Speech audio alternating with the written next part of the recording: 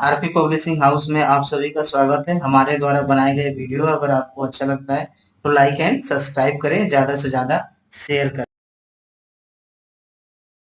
Hello friends, आज मैं आप सभी से United Nations Convention on Rights of Person with Disability Act UNCRPD Act के बारे में जानकारी साझा करूंगा। यूएनसीआरपीडी एक्ट पर मेरे द्वारा एक पूर्व में वीडियो बनाया गया है जिसमें यूएनसीआरपीडी एक्ट के परिचय एवं 22 धाराओं के बारे में विस्तार पूर्वक जानकारी दिया गया है। उस वीडियो का लिंक इस वीडियो के डिस्क्रिप्शन बॉक्स में दे दिया जाएगा। आप वहां से 22 धाराओं के बारे में जानकारी प्राप्त कर सकते हैं। इस वीडियो में मैं आप सभी को 23 से 50 धाराओं के बारे में जानकारी साझा करूंगा। जैसा कि हम सभी जानते हैं कि यूएनसीआरपीडी एक्ट में कुल 1 से 50 धाराएं हैं। तो पूर्व में मेरे द्वारा जो वीडियो बनाया गया है उसमें 1 से 22 तक के जो धाराएं हैं उनके बारे में जानकारी दे दिया गया है। तो आइए हम देखते हैं धारा नंबर 21 क्या है। तो अभिव्यक्त करने और दृष्टिकोण रखने की स्वतंत्रता और जानकारी तक पहुंच, ये आपका धारा नंबर 21 है। अब ये इसमें कह रहा है कि अगर हम विकलांगों की अगर हम अधिकार की बात करें तो विकलांगों की अधिकार क्या है। तो यहाँ पर जो है जानकारी पाने का अधिकार, बातचीत का अधिकार, स्वतंत्रता से अपने भाव और विचारों को रखने की आज़ादी, ये जो है दिव्यांगों का एक अधिकार है जो उनको मिलना चाहिए। तो सरकार की इस संदर्भ में क्या जिम्मेवारी है, तो कह रहे दिव्यांग व्यक्तियों का वह सभी जानकारी उपलब्ध कराना जो और सबके लिए उपलब्ध हैं। जो सभी के लिए जानकारी उपलब्ध है वही जानकारी उनके लिए भी उपलब्ध कराना ये सरकार की जिम्मेदारी है। इसके अलावा वैकल्पिक और सहायक बातचीत को प्रयोग करने के लिए दिव्यांग व्यक्तियों और परिवारों को शिक्षा जो है कार्यक्रमों के माध्यम से शिक्षित करना भी एक सरकार की जिम्मेदारी है। तो सरकार को एक वैकल्पिक और सहायक बातचीत का प्रयोग करने के लिए दिव्यांग और व्यक्तियों के लिए जो है कार्यक्रम जो है स्थापित करना होगा और उसके माध्यम से उन्हें शिक्षित करना होगा। उसके बाद अगर हम देखें तो नई तकनीकी में शोध, रिसर्च, विकास और उत्पादन को जो है आगे बढ़ाना होगा। अगर हम और देखें तो उपयुक्त सहायता के तरीके में भी जो है सरकार को जो है जिम्मेवारी होगी। अनुवादकों के प्रशिक्षण भी जो ज़रूरी होगा, क्योंकि हम बहुत सारे ऐसे कंडीशन में देखते हैं कि जो हियरिंग इम्पेयरमेंट बालक हैं वो सामान्य व्यक्तियों की बातों को समझ नहीं पाते हैं। अगर उन्हें किसी प्रकार का कार्यालय या किसी दफ्तर में अगर उनको किसी प्रकार की ज़रूरत है तो वहाँ अपने बातों को रख नहीं पाते हैं। तो सरकार को जो है अनुवादकों की प्रशिक्षण देना पड़ेगा और इसीलिए सरकार ने जो है ISLRTC का जो है गठन किया और यह जो है आपका नई दिल्ली के ओखला में जो स्थापित है, जहाँ पर जो है डिसली और डिप्लोमा शॉर्ट टर्म के जो साइन लैंग्वेज के प्रोग्राम जो है चलाए जाते हैं, जहाँ पर उन्हें जो है भाषा अनुवादक का जो प्रशिक्षण दिया जाता है। तो इस प्रकार से सरकार के द्वारा जो है यह पहल किया जा रहा है, इस प्रकार की योजनाएं चलाई जा रही हैं। उसके अलावा जो है नई जानकारियों और तकनीकों तक भी सरकार की पहुँच जो स्थापित करना होगा। अगर हम प्रोत्साहित करने की में अगर हम देखें तो बाधा रहित जानकारियां उपलब्ध कराने के लिए निजी कंपनियों को प्रोत्साहित करना पड़ेगा। मतलब कि जो बैरियर फ्री इन्वायरमेंट क्रिएट कर सकें वो अपने जो है कंपनी के जो परिसर है वहाँ पर या अन्य जो है आपके CSR के माध्यम से जो है बाधा रहित जो है आपका वातावरण जो है वो क्रिएट कर सकें।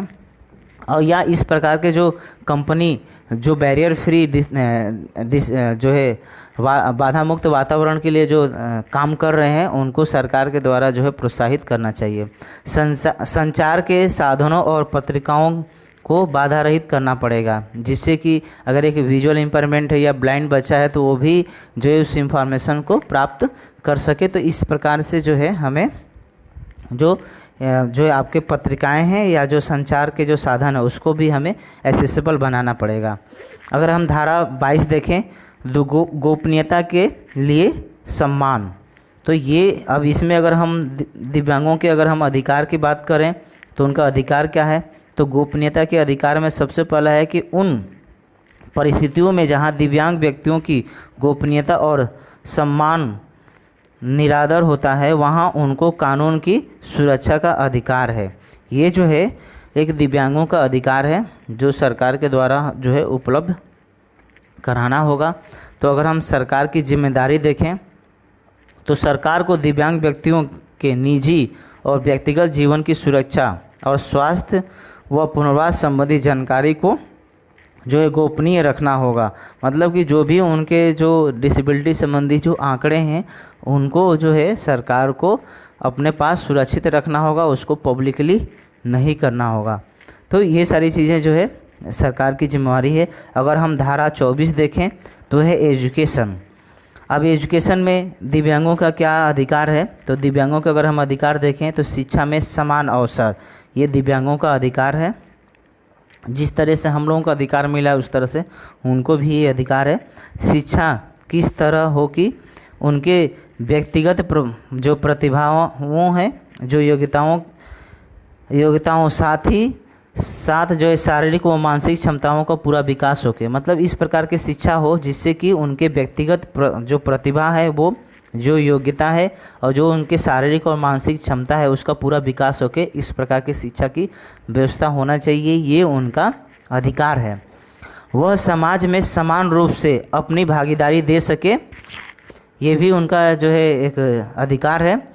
समान एवं समेकित रूप से उनको मुफ्त प्राथमिक शिक्षा उपलब्ध हो, ये भी उनका जो है जन्मसिद्ध अधिकार है। तो इस संदर्भ में सरकार की क्या जिम्मेदारियां हैं सुनिश्चित करें, तो प्रत्येक स्तर पर समेकित शिक्षा उपलब्ध हो, ये सरकार को जो है इस प्रकार की व्यवस्था बनानी होगी।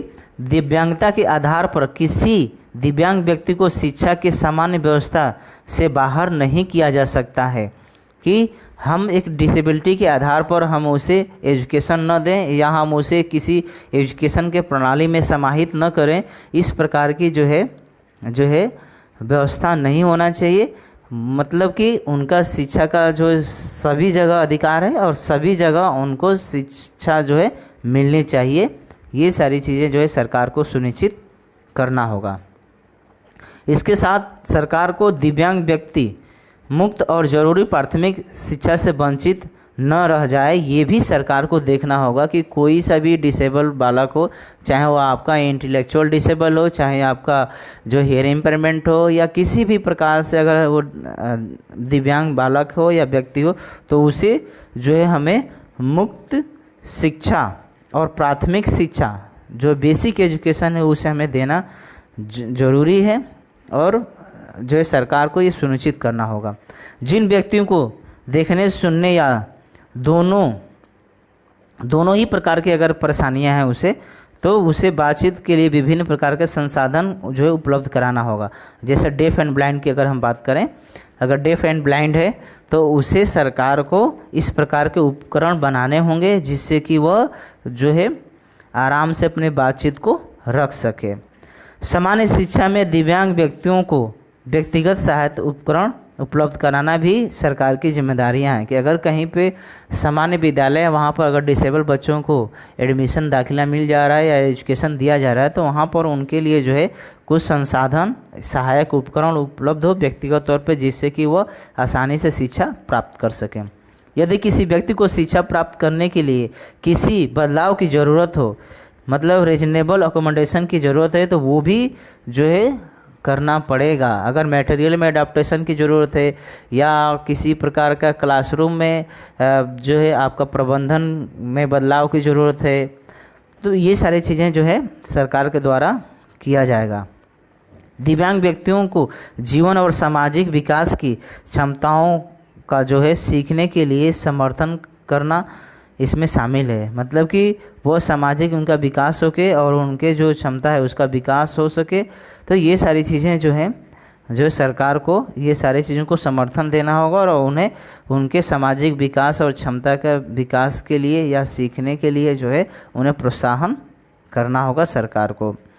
ब्रेल व सांकेतिक भाषा का भी व्यवस्था करना पड़ेगा। जैसा कि मैं अभी बताया, गतिशील होने के लिए योग्यता को बढ़ाना, ये भी चीज़ें करना पड़ेगा। ऐसे अध्यापकों को शिक्षण व्यवस्था से जोड़ना जिन्हें सांकेतिक भाषा और ब्रेल की जानकारी हो सके।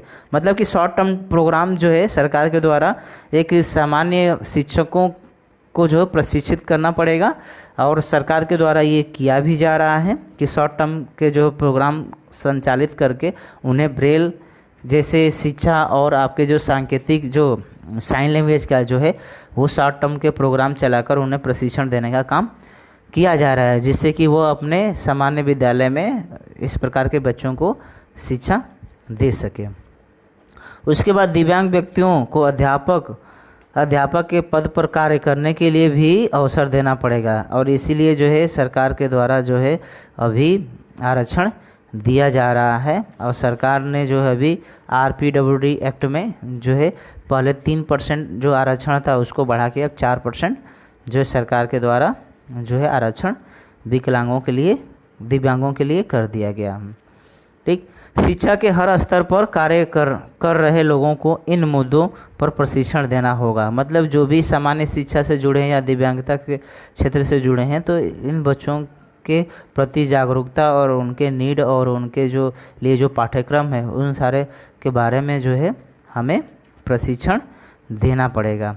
अगर हम धारा 25 देखें तो हेल्थ है, तो अब दिव्यांगों का अधिकार क्या है, तो श्रेष्ठ स्वास्थ्य सुविधाएं पाने का भी उनको भी अवसर है कि जिस तरह से सामान्य व्यक्तियों को जो है अच्छा जो है स्वास्थ्य सुविधाएं पाने का अधिकार है, उसी प्रकार का उनको भी ये अधिकार है। अपनी स्वास्थ्य संबंधी जानकारी प्राप्त करने का भी उन्हें अधिकार है। अगर उन्हें किसी प्रकार की बीमारी हो जाती है तो उसके बारे में उनकी जानकारी मिलना चाहिए, उनके आंकड़ों को छुपा नहीं सकते हैं बीमारी संबंधी। स्वास्थ्य संबंधी जानकारी को समझकर आज्ञा देने या न देने का अधिकार भी उनके पास है। उसके बाद सरकार की क्या जिम्मेदारियां हैं, अगर हम स्वास्थ्य सेवाओं को इस तरह बनाया जाए कि जो है वह दिव्यांग औरतों की ज़रूरत को समझ पाएँ। ठीक, ये चीज़ें भी हमें देखना पड़ेगा। स्वास्थ्य आधारित पुनर्वास उपलब्ध हो सके तो उनका भी हमें उपलब्ध कराना होगा। इसके अलावा जो है हमें दिव्यांगता की जल्द ही पहचान हो और उनके लिए ज़रूरी कार्य जल्द ही शुरू हो जाए, ये भी सरकार को जो है सुनिश्चित करना होगा। ठीक, स्वास्थ्य सेवाएं ऐसी होना चाहिए जो समुदाय के पास हो, ये भी हमें देखना होगा। जो भेदभाव है उसको रोकना होगा।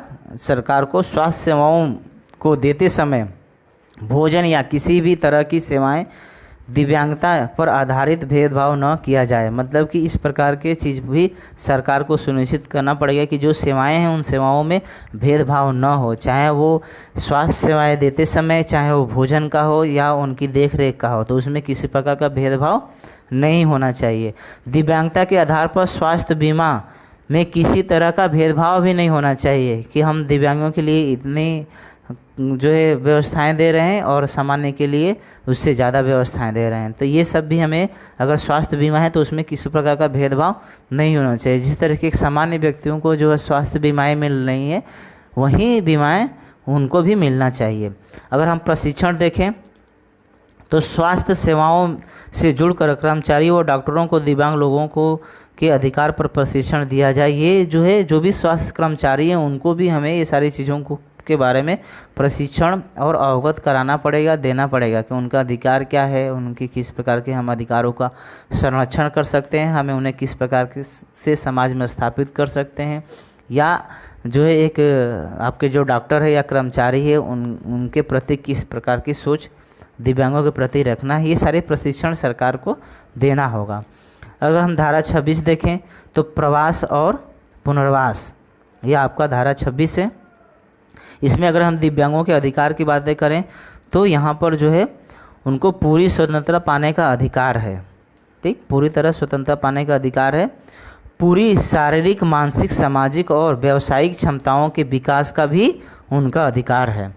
इसके अलावा जीवन में समावेशन और भागीदारी का भी एक दिव्यांग व्यक्तियों का अधिकार है। अगर हम सरकार की जिम्मेदारियां देखें तो सरकार को जो है प्रवास और पुनर्वास का जो अधिकार को पाने के लिए वे जरूरी हैं कि सरकार कुछ निम्नलिखित कारण जैसे दिव्यांग लोगों को शामिल करें व उनकी भागीदारी सुनिश्चित करें। ये भी चीज़ें हमें देखना पड़ेगा कि हमें उनकी जो भागीदारी को सुनिश्चित करना होगा और उन्हें हमें अपॉर्चुनिटी भी, अवसर भी देना पड़ेगा।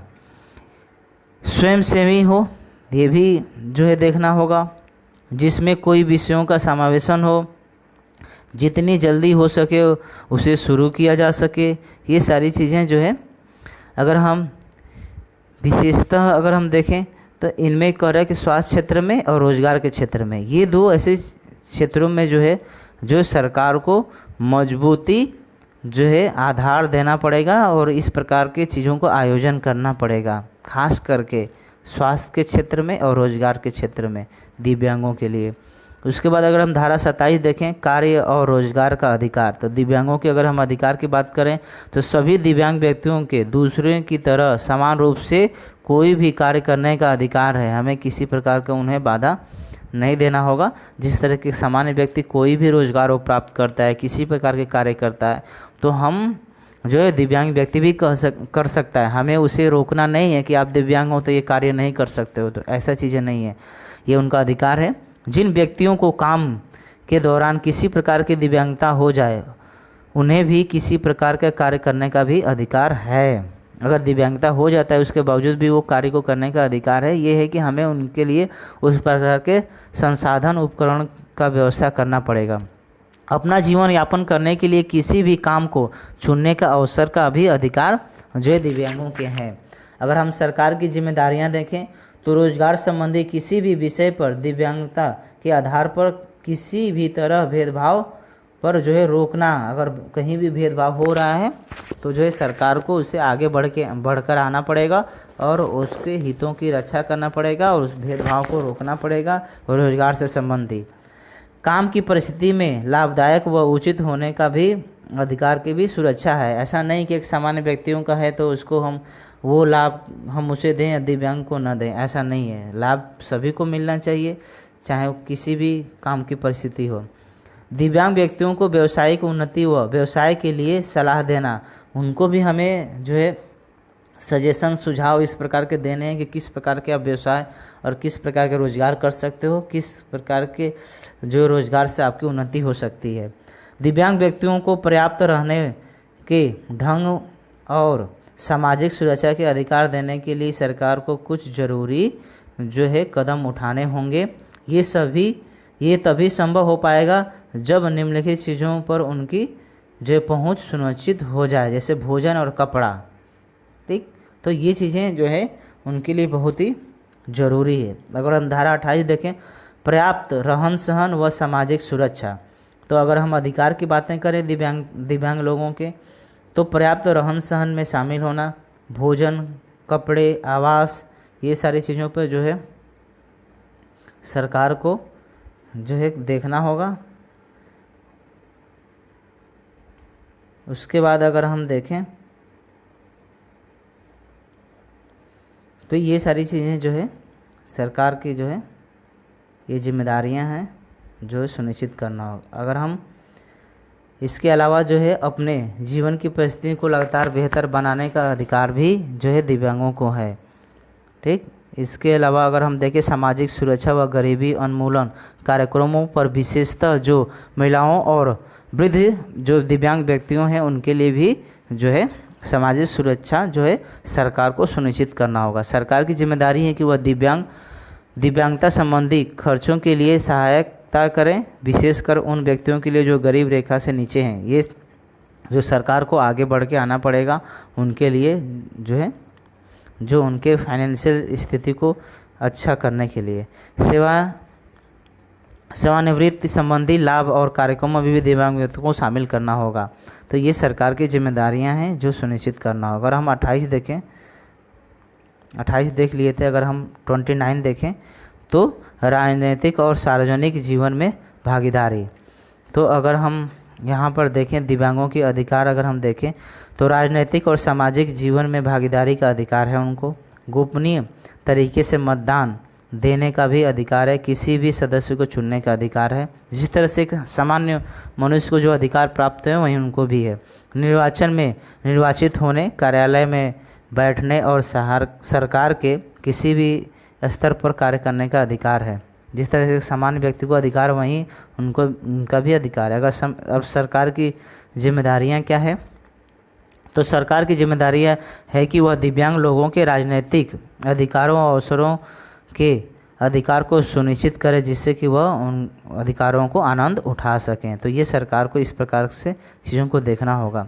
उसके बाद यह सुनिश्चित करना कि मतदान देने की प्रक्रिया, सुविधाएं और सामग्री उचित, बाधा रहित और इस्तेमाल करने में आसान हो। और सरकार के द्वारा इस प्रकार के, चुनाव आयोग द्वारा इस प्रकार के प्रयास किया भी जाता है कि दिव्यांगों के जो है मतदान के लिए, जो उनके लिए घर से लाना ले जाने की, छोड़ने की सुविधा, या जो भी मतदान की जो प्रक्रिया हो वह सुगम हो और दिव्यांगता के अनुरूप हो, तो ये सरकार के द्वारा प्रयास किया जाता है। और चुनाव आयोग भी जो है वो सभी सामग्री को एक्सेसिबल बनाने का प्रयास करती है और किया भी जा रहा है। इसके अलावा जो है नई तकनीकी और सहायक उपकरण सामग्री है, उसको इस्तेमाल को आगे बढ़ाना भी सरकार को ये सुनिश्चित करना होगा। दिव्यांग व्यक्तियों को अपनी इच्छा से भाव अभिव्यक्त करने की स्वतंत्रता का भी अधिकार मिले, ये भी जो है सरकार को सुनिश्चित करना पड़ेगा। ऐसे वातावरण को बढ़ावा देना जहां पर दिव्यांग व्यक्ति सार्वजनिक समारोह में भागीदारी दे सके, ये सरकार को सुनिश्चित करना होगा। दिव्यांग व्यक्तियों की संस्था को बनाकर और इस तरह की संस्थाओं को जो सम्मिलित हो, मतलब करके जो दिव्यांगों के लिए सामग्री, एक्सेसिबल सामग्री बना रहे हैं, उनको हितों की सुरक्षा कर रहे हैं, तो इस प्रकार के जो है संस्थाएं जो स्थापित करना होगा। स्वयंसेवी संस्थाओं में भी जो राजनीतिक पार्टियों को शामिल कराकर भी जो है सरकार को हम उनके अधिकारों की रक्षा जो है सरकार के द्वारा किया जाना है। अगर हम 30 देखें, सांस्कृतिक जीवन, मनोरंजन, अवकाश व खेलकूद की में भागीदारी, तो अगर हम दिव्यांगों के अधिकार की बातें करें तो सांस्कृतिक जीवन में अन्य व्यक्तियों के समान दिव्यांग व्यक्तियों में के भाग लेने का भी अधिकार है। जिस तरह से एक सामान्य व्यक्ति जो सांस्कृतिक जीवन जीता है और उसमें भाग लेता है, तो इस तरीके से दिव्यांग व्यक्तियों का भी अधिकार है। दिव्यांग व्यक्तियों के विशेष सांस्कृतिक और भाषा की पहचान को सहायता और मान्यता मिलने का भी अधिकार है। अगर उन्हें किसी प्रकार का विशेष प्रकार से उनके द्वारा अगर कोई कार्यक्रम किए जाते हैं या किए जा रहे हैं, तो उसकी जो है बढ़ावा देना सरकार का जो है उत्तरदायित्व है। सांकेतिक भाषा और जिन व्यक्तियों को बोलने सुनने में परेशानी है, उनकी संस्कृति को बढ़ावा देना। जैसे डेफ कल्चर की यहाँ बात कर रहे हैं। अगर मान लीजिए, क्योंकि हम जानते हैं कि जो आपका हियरिंग इम्पेयरमेंट है उनकी एक अपनी कल्चर है, ठीक है, तो वो उनके कल्चर को भी सरकार को बढ़ावा देना और उनकी जो है चीज़ों को देखना सरकार की जिम्मेदारियां हैं। सांस्कृतिक जीवन, मनोरंजन, अवकाश व खेलकूद में अन्य व्यक्तियों के समान भागीदारी का अवसर भी जो है हमें दिव्यांगों को देना होगा, और ये सरकार की जो है देखना होगा, और ये दिव्यांगों का अधिकार है। अगर हम सरकार की जिम्मेदारी देखें तो टीवी, फिल्म, सिनेमा व अन्य सांस्कृतिक गतिविधियों को बाधा रहित तरीके से जो है उपलब्ध कराकर, ठीक, उसके बाद राष्ट्रीय सांस्कृतिक महत्व में स्मारकों और जगहों को दिव्यांग लोगों के प्रति बाधा रहित बनाकर, जो भी है आप देख रहे हैं कि जो हिस्टोरिकल टेम्पल हो, चाहे आपका जो पब्लिक प्लेस हो, वहाँ को हमें एक्सेसिबल बनाना होगा वहाँ, जिससे कि वहाँ पर वो आसानी से जा सकें, देख सकें, ठीक। सांस्कृतिक सामग्री को इस तरह से उपलब्ध कराएं कि दिव्यांग व्यक्ति उसका लाभ उठा सकें। तो ये सारी चीज़ भी हमें देखना पड़ेगा। जो भी सांस्कृतिक सामग्री है, ये सुनिश्चित करना कि दिव्यांग बच्चे खेलों, मनोरंजन, अवकाश व खेल कूद में जो है गतिविधियों में शामिल हो पाएँ। तो ये भी सरकार को देखना होगा। मनोरंजन व पर्यटन स्थानों को बाधा रहित बनाना भी सरकार की जिम्मेदारी है, और सरकार कर भी रही है इन सारी चीज़ों पर। 31 देखिए, आंकड़े और आंकड़ा संग्रह। तो इस पे अगर हम उनके अधिकार देखें तो सरकार इस समझौते को लागू करने हेतु आंकड़ों तथा दूसरी सूचनाओं का संग्रह करना एवं अध्ययन करें, ये जो है ज़रूरी है। सरकार को ये देखना पड़ेगा। उसके बाद ऐसी सूचना संग्रह करते समय वे व्यक्तियों की गोपनीयता निजता के अधिकार का सम्मान करें। सूचना तभी दी जाए जब लोग सहमत हो, मतलब जो भी हम दिव्यांगों के अगर आंकड़ा इकट्ठा कर रहे हैं तो उनसे हमें पूछकर और उनकी सहमति के दशा में हमें आंकड़े को शेयर करना चाहिए।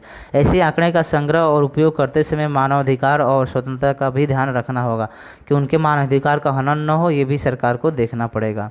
अगर हम अंतर्राष्ट्रीय सहयोग की बात देखें तो यह सुनिश्चित हो सके दिव्यांग व्यक्तियों को अंतर्राष्ट्रीय विकास कार्यक्रमों में शामिल किया जा रहा है और वे उनका लाभ उठा सकें। जैसे आप देखते हैं कि स्पेशल ओलंपिक या विभिन्न प्रकार के जो है डिसेबल के लिए जो है कार्यक्रम संचालित किए जाते हैं विश्व स्तरीय पर, और वहाँ पर यह जो है भाग लेते हैं और उनका जो सरकार सहयोग करता है। तकनीकी और आर्थिक सहायता उपलब्ध कराए यथा नई सहायता उपकरणों को साझा करें। मान लो हमारे कंट्री में कोई टेक्नोलॉजी बहुत पुरानी है, किसी अमेरिका और रूस या अन्य देशों में जो है बहुत ही दिव्यांगों का जो टेक्नोलॉजी वो काफ़ी बड़े स्तर पे हो गया है, तो सरकार को उस कंपनी के साथ जो है आपका समन्वय स्थापित करके वो टेक्नोलॉजी को भारत में भी स्थापित किया जाए अंतर्राष्ट्रीय लेवल पे, ये भी चीज़ों को देखना होगा। विज्ञान और सहायक उपकरण के क्षेत्र में सहयोग की व्यवस्था ये भी सरकार को करना होगा। अगर हम आपका 33 देखें राष्ट्रीय जो है कार्यान्वयन और निगरानी, तो हर देश को सुनिश्चित करना कि उनकी सरकार UNCRPD को लागू करने के लिए कोई प्रतिबद्ध हो, ठीक, लागू करने के लिए प्रतिबद्ध हो, ये चीज़ भी देखना होगा जो है। उसके बाद दिव्यांग व्यक्तियों के अधिकार पर सहमति, तो दिव्यांग व्यक्तियों के अधिकारों पर सहमति का गठन किया जाए। उसके बाद जब समझौता कानून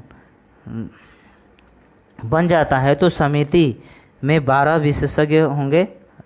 जब 60 और देश समझौते में सहमत हो जाएंगे, अगर मान लीजिए, तो जो 6 और विशेषज्ञ को बढ़ा दिया जाएगा। अधिकतम जो है इसकी संख्या 18 होगी। मतलब ये इसमें बता रहे हैं कि किस जो है तरीके से जो है यह जो है कार्य करता है, ठीक। समिति के सदस्य जो है व्यक्तिगत रूप से कार्य करेंगे, वे उच्च स्तर पर आचार नीति का पालन करेंगे और विशेषज्ञ होने अथवा दिव्यांगता के जो अनुभव प्राप्त होंगे। जो भी इसमें जो शामिल किया जाएगा उनको इस तरीके से जो है होंगे।